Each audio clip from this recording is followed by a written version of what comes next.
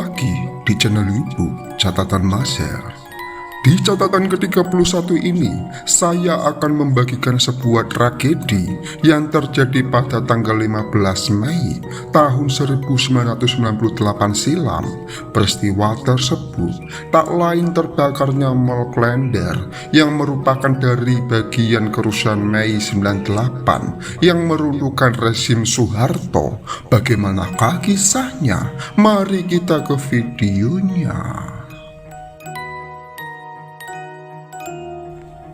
Mei 98, ibu kota dilanda kerusuhan hebat. Semua itu dipicu dari penembakan 4 mahasiswa Trisakti di depan kampusnya pada tanggal 12 Mei tahun 1998.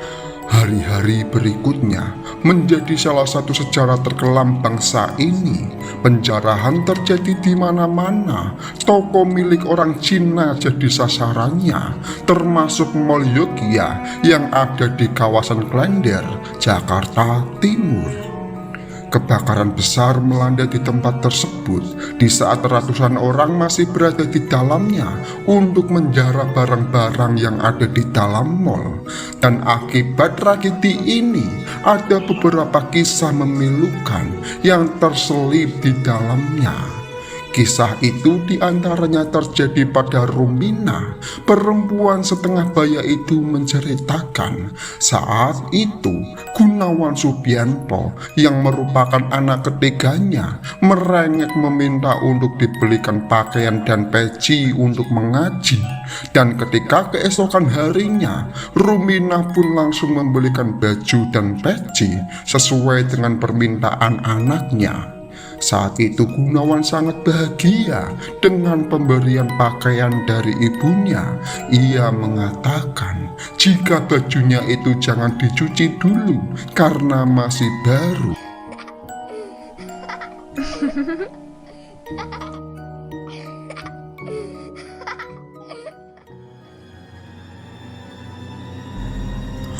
Namun saat mereka berdua kembali ke rumah, tiba-tiba ia melihat berita jika ada kerusuhan yang terjadi di sekitar Yogya Plaza. Rumina pun seketika langsung panik sebab ia mempunyai usaha salon yang ada di sana.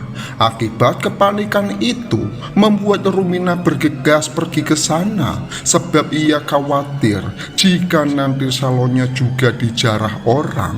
Dan ketika melihat ibunya ingin pergi, membuat Gunawan memaksa ikut.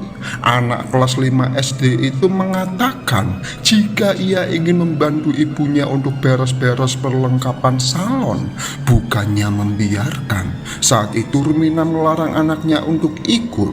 Namun karena berpacu dengan waktu, membuat Rumina dengan terpaksa memperbolehkan anaknya itu untuk ikut bersamanya.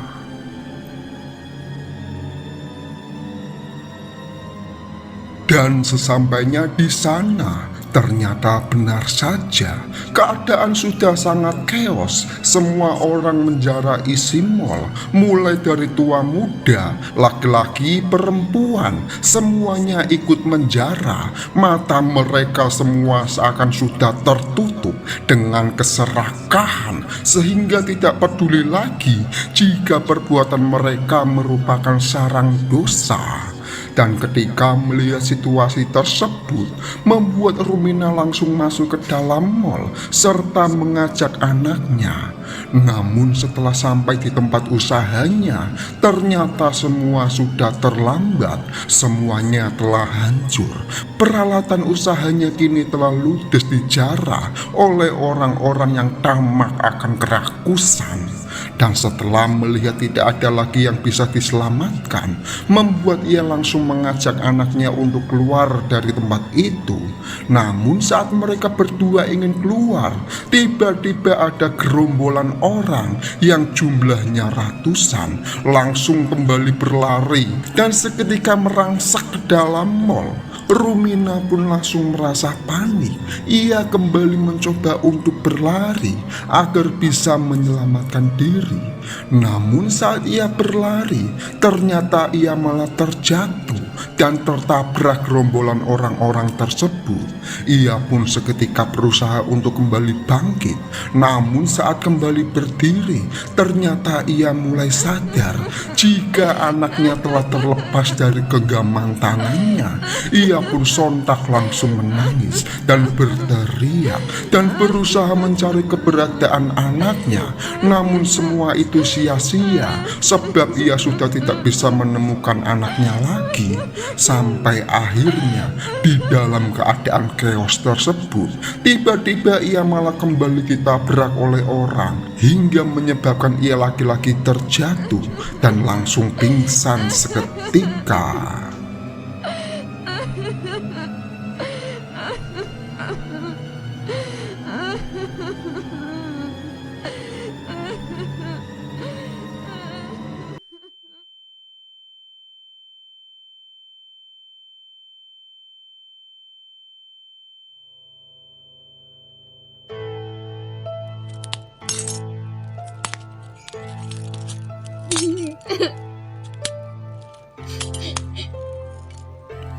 Dan setelah Rumina kembali sadar, ternyata saat itu keadaan di dalam mal masih penuh dengan orang-orang yang masih sibuk menjarah. Ia pun berusaha kembali bangkit dari pingsannya, dan dengan berjalan tertati-tati, ia memutuskan untuk keluar dari mal dan sembari berharap jika anaknya itu berhasil selamat dan menunggunya di luar sana.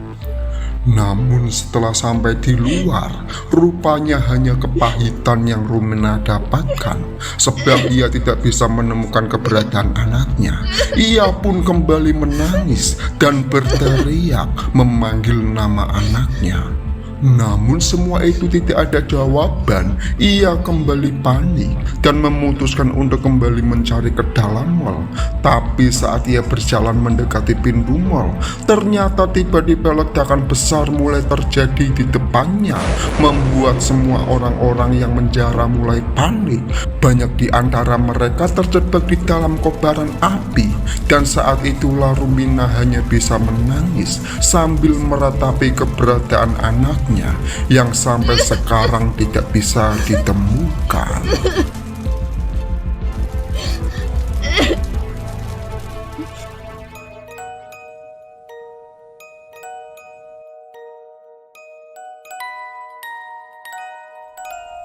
Dan setelah kejadian ini terjadi, sejumlah saksi hidup mengatakan jika kerusuhan di Mall Klender terjadi karena adanya provokator dari sekelompok pria yang menyuruh warga untuk masuk ke dalam mall guna melakukan penjarahan. Dan saat menjalankan aksinya, banyak di antara mereka menyamar dengan menggunakan baju SMA, dan aksi itu dimulai pada siang hari sekitar pukul 1 siang. Saat itu, ada beberapa orang sudah berkumpul di depan Mall Klender, dan tidak lama berselang kemudian kerusuhan dan penjarahan pun dimulai. Para penjara melempari pertokoan yang ada di pinggiran Mall Klender sembari berteriak untuk menjarah Mall Yogya sebab itu milik orang Cina. Keributan tersebut sontak membuat warga berhamburan keluar dari rumah, baik laki-laki perempuan, tua dan muda ikut menjarah mall. Kala itu sebagian warga berusaha untuk mencegah aksi penjarahan, tetapi mereka tidak dihiraukan dan aparat keamanan justru tidak terlihat lagi di lokasi kejadian. Dan di pelataran mall sendiri saat itu terlihat sudah ada kasur, kulkas, televisi, pakaian, dan segala macam barang yang sudah diambil oleh para penjara. Mereka semua seakan tertutup oleh ketamakan sampai tidak sadar jika sebentar lagi tragedi buruk akan menimpa mereka semua.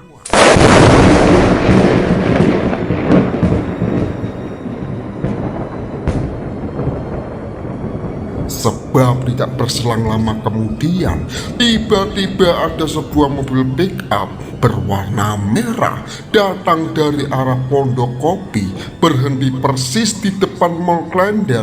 Dan di saat itulah puluhan pria kekar yang sebagian berambut cepak dan sisanya berambut gondrong turun dari mobil dengan membawa jerigen bensin, dan satu di antaranya membawa handy talkie.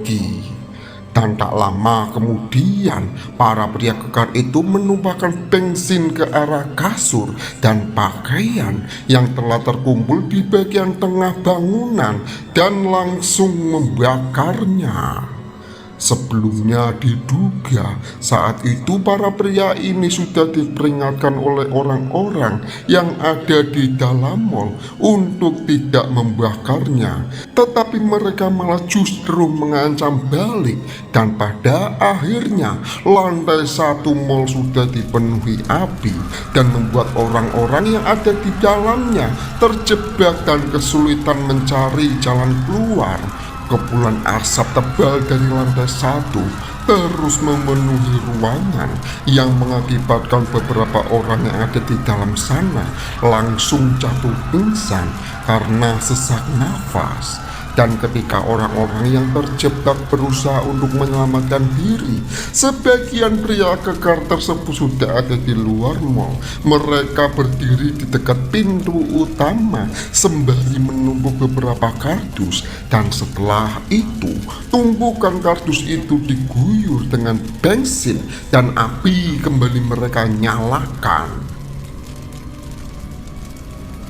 Dan setelah memastikan Mall Klender terbakar, barulah komplotan pria tersebut kembali ke dalam mobil dan langsung pergi ke arah kampung Melayu. Sedangkan ratusan warga yang terjebak di dalam mall, rupanya mereka masih saling berebut mencari pintu keluar.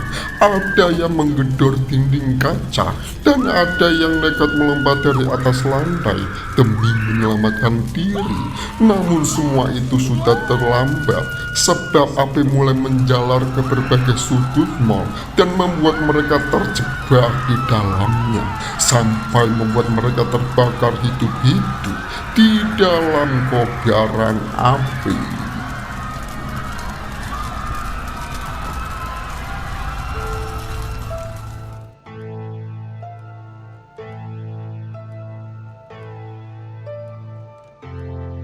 Dan setelah kobaran api mulai padam, barulah diketahui jika di dalam mall sudah banyak sekali tumpukan mayat yang sudah hangus terbakar.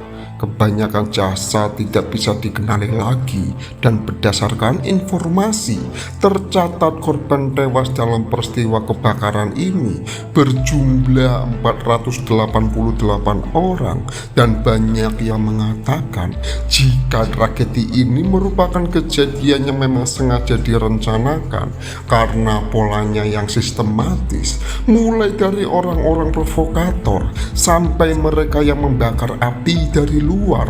Tapi entahlah, semua itu sudah terlanjur terjadi dan menjadi catatan kelam yang pernah terjadi di negeri ini. Dan semoga kedepannya tidak akan ada lagi kerusuhan yang disebabkan oleh kebencian dan perbedaan etnis, sebab kita semua itu adalah satu, dari ujung Pulau Sabang sampai ujung Pulau Merauke. Untuk selamanya kita tetap satu saudara yang selalu menjunjung tinggi Bhinneka Tunggal Ika dan satu bangsa, yaitu bangsa Indonesia. Ambil positifnya dan buang negatifnya dari tontonan ini. Dan jangan lupa subscribe dan komen agar Mimin tambah bersemangat dalam membuat konten yang tentunya menarik dan menghibur untuk kita semua. Terima kasih dan jangan lupa bahagia.